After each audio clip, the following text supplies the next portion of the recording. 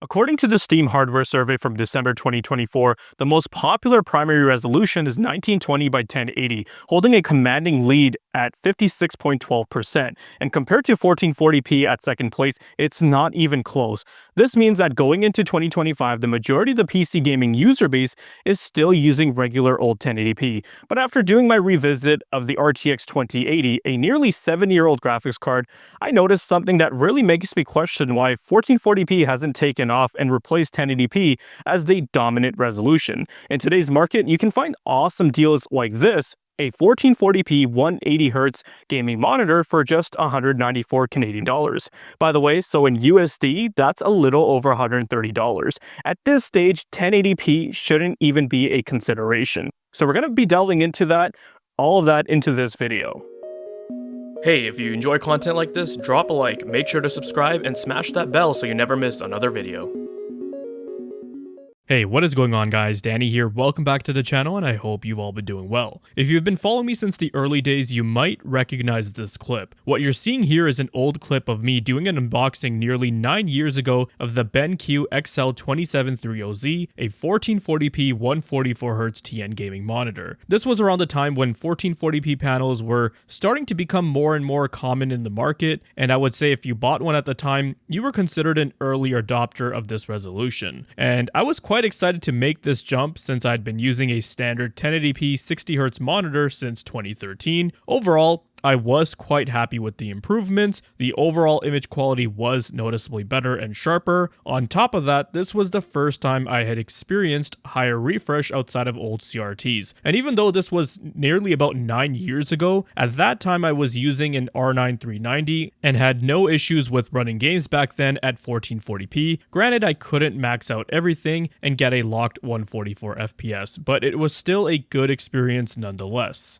During that time, though, the experience I had from 1440p, I was under the presumption that in a matter of 2 to 3 years in terms of market share, 1440p will become the dominant resolution, or at the very least be on parity with 1080p, and then 4K will still take some time, but then eventually we'd see a large market share there too. But I was quite wrong. In terms of progression, the adoption for resolutions beyond 1080p has been somewhat slow. If we take a look at the Steam hardware survey, you'll notice that the most popular resolution in December 2024 was 1920 by 1080, holding a strong commanding lead at 56.12% of the user base. In fact, from the previous month, it actually went up a bit. You can expand this data to show more resolutions. You'll see at second place we have 2560 by 1440 at 19.56%, and then at third place we have 4K sitting at a measly 4.21%. That's despite prices on higher resolution monitors coming down so much and becoming very accessible. And trust me, you don't need a fancy OLED at 300Hz, which costs like over $1,000 to have a good time. Now, the Steam hardware survey isn't the end-all be-all for hardware usage data, and the results can be skewed due to things like laptop users, handheld consoles, game cafes, etc. So when we take a look at top monitor sales from a popular online retailer like Amazon.com, we get a bit more insight. And just take a look at the top 10 best sellers. There's not a single 1440p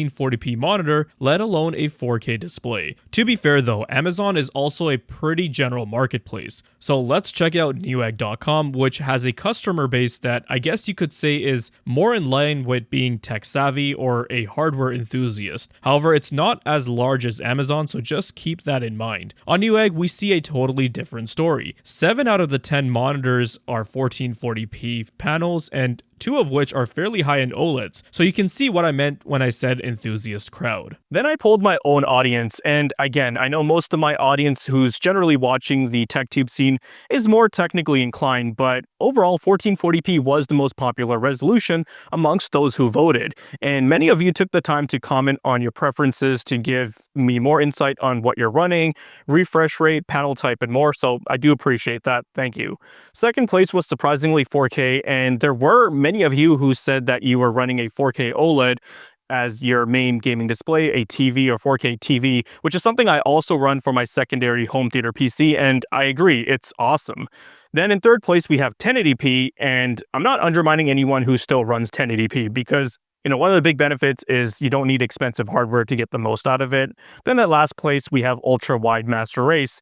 And you know what? I would be running an ultra wide monitor for my own personal rig. It's just that I do like having two secondary or a secondary monitor to control separately when I'm doing things like benchmarking for the test bench and when I'm recording results from the other rig. So overall, it looks like 1080p at a first glance seems to be the most used resolution.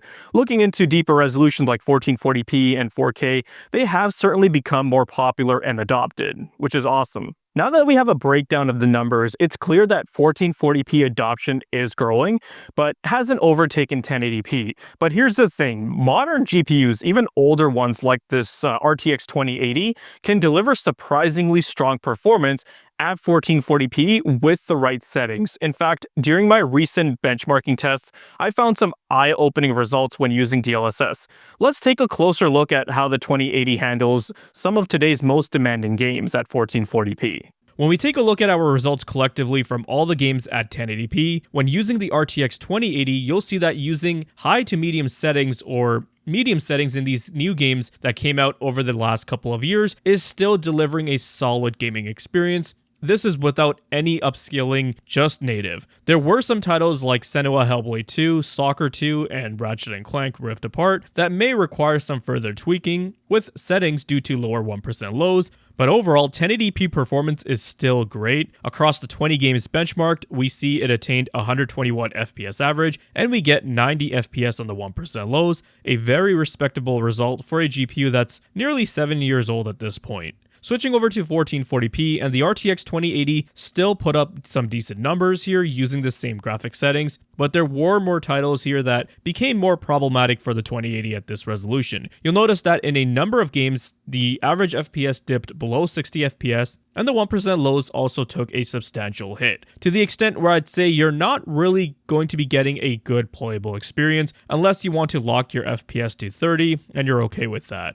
Let's take a look at some test footage of some side-by-side gameplay, and for this example, I've chosen Warhammer Space Marine 2, as it's a fairly new title and it's gotten a lot of positive reception around it. Both sides are using the same high preset, no upscaling, the left side is 1080p and the right side is 1440p. You'll see how at 1080p performance is decent, totally playable, but at 1440p, the average FPS drops by 33% to the low 50s, and our 1% lows also drop by the same margin to the mid 40s. So it's just not going to be as smooth as 1080p. You could drop down some settings to medium, and that will help alleviate some of that loss, but then you're sacrificing visual fidelity. But speaking of visual fidelity, the whole point of gaming at 1440p is of course a more sharper, detailed, and clearer image over 1080p, and it's so obvious just looking at the side-by-side gameplay. With all that taken into consideration, what if I said you could attain the same level of performance as 1080p, but also be able to take advantage of the better visuals? Yup, you can totally get the best of both worlds, and that is accessible for almost everyone, even for GPUs like this that are nearly 7 years old. So on the left, we once again have 1080p native gameplay, and on the right hand side, you'll notice that we're not only getting similar performance, but the image quality is much better overall, and we've still kept the same high graphics preset.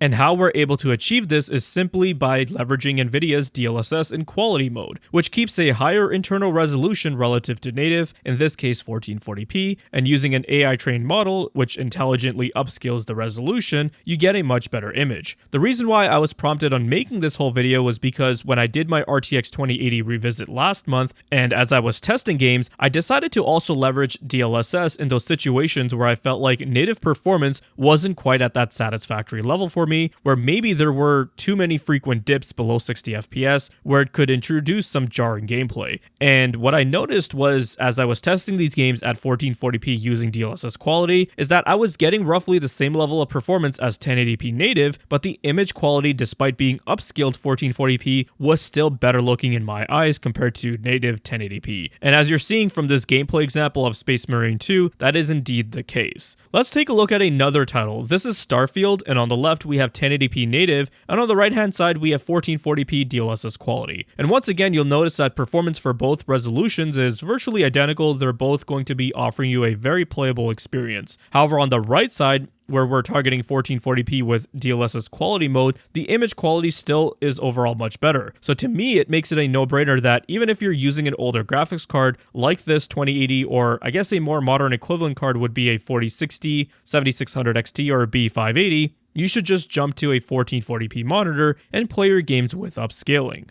But we can actually now take this to the next level, and that's all thanks to Nvidia's recent DLSS 4 transformer model. Previously, we checked out this new upscaling model, and I was quite impressed overall by the visual quality, and the fact that now we're seeing instances where performance mode from the new transformer model was on par, if not better, than the old CNN model when using quality mode, though there was also a greater performance hit when using the newer model, so do keep that in mind. Let's just jump into another example here. This is Alan Wake 2. On the left, we have 1080p native, and on the right-hand side, we have 1440p DLSS quality using the CNN model, and we're using medium settings. No ray tracing. What you'll see is the same as what we saw during the last two examples. Visual quality when using 1440p DLSS quality looks much better, and we're also getting the benefits of uplifting performance. In fact, from my benchmark run, it looks to be running slightly better. Now, what if we bring in the DLSS 4 transformer model into the mix? This is where things get very interesting. So I decided to do the same test run using the same settings, except we're using DLSS 4 on the performance preset, not quality.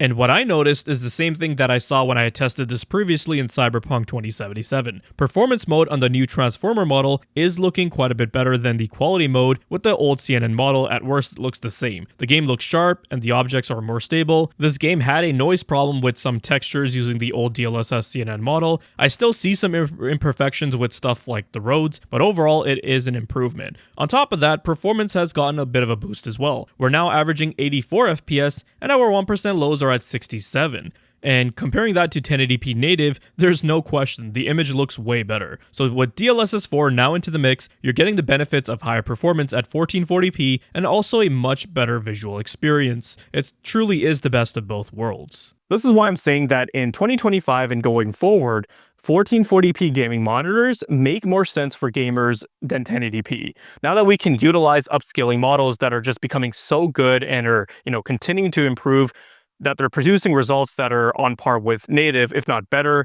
and they're resulting in higher performance than native, it just therefore makes more sense to me to game at those higher resolutions now. You don't have much to lose, if at all, and it just makes going to those higher resolutions even more accessible for everyone, even if you are using a budget or mainstream GPU or one that's several years old at this point. Furthermore, as I touched upon at the start of the video, 1440p gaming monitors are also becoming very affordable and accessible. You don't have to get a fancy OLED that costs like $1,000. Even a 1440p gaming monitor that costs around like $150 still delivers great specifications, such as high refresh rates like 170 Hz. Compared to that to what you have to pay for 1080p these days, the price difference isn't that drastic, but I believe you get more in your return for the investment, which is a much sharper image and detailed image. One aspect I haven't really touched upon is how game developers themselves are starting to adapt to this shift. More and more games today are, being optimized to support higher resolutions and upscaling technologies like DLSS, FSR, and even Intel XeSS right out of the gate. This wasn't always the case. A few years back, when 1440p gaming meant turning down settings or dealing with severe performance drops. But today, with these tools becoming standard features and new engines designed to scale across a wide range of hardware, the case for 1440p becomes even more stronger. Developers are aware that, gamers want the best of both worlds. They want performance and they want visuals. And, they're starting to meet these expectations by integrating these advanced scaling methods from day one. With that said, I don't think that using DLSS or frame gen along with it should be a crutch or the minimum that developers say that they should be optimizing their games for. To target 1080p medium settings, 60 FPS, you shouldn't have to use frame generation for that. Now that's just ridiculous. So to wrap things up, here is my final takeaway. If you're still gaming at 1080p in 2025, you're missing out on what 1440p can offer you.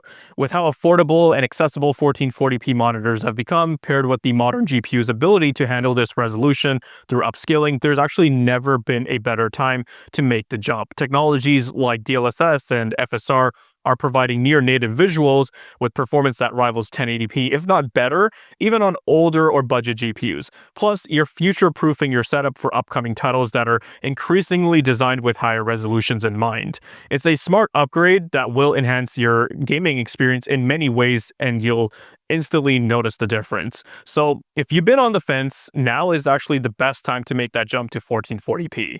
Trust me, you won't regret it. So for now, that's going to be wrapping it up for this one, and we'll touch base in the next video. Take care. If you guys found this video to be informative and entertaining, then leave a like. Let me know your thoughts and comments down below. Be sure to check out the video description for cool links and ways to support the channel, such as using my Amazon affiliate link. And if you're interested in seeing more content like this, then consider subscribing. I'd greatly appreciate it. Thank you guys so much for watching, take care, and I'll see you in the next one.